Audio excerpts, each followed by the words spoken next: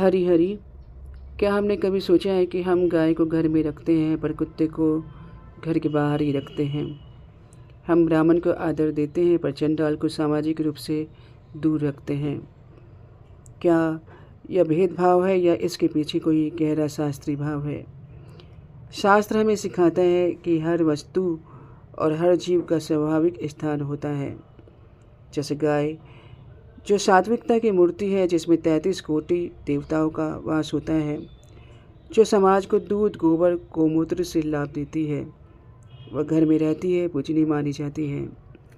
कुत्ता, जो तामसिक प्रवृत्ति का प्रतीक है, जिसका स्वभाव अस्थिर और इंद्रियों के पीछे भागने वाला होता है, वह घर के बाहर ही स्वाभाविक रूप से रहता है।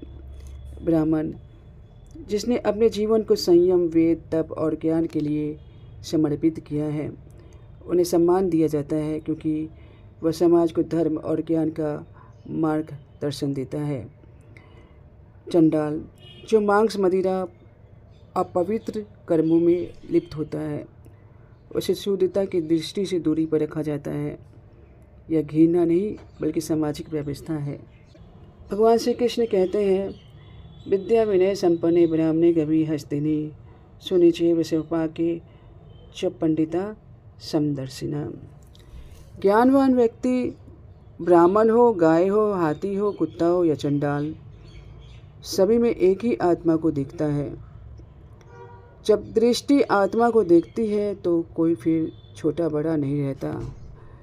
यह समदृष्टि का भाव है, जहाँ कोई तुच्छ नहीं है। पर प्राकृतिक और सामाजिक व्यवस्था फिर भी अपना जगह रहती है।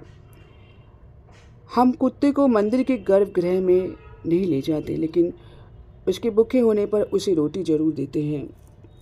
हम चंडाल के कर्म को स्वीकार नहीं करते, पर यदि वही व्यक्ति भगवान का भक्त हो जाता है तो वह पूजनीय बन जाता है।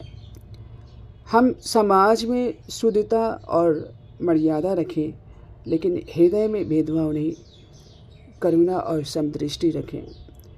क्योंकि शरीर से समाज चलता है, लेकिन आत्मा से धर्म। भगवान ने हमें भेदभाव नहीं, विवेक और करुणा दी है। जो इस ज्ञान की दृष्टि से देखता है वही जागृत है, वही जगा हुआ है।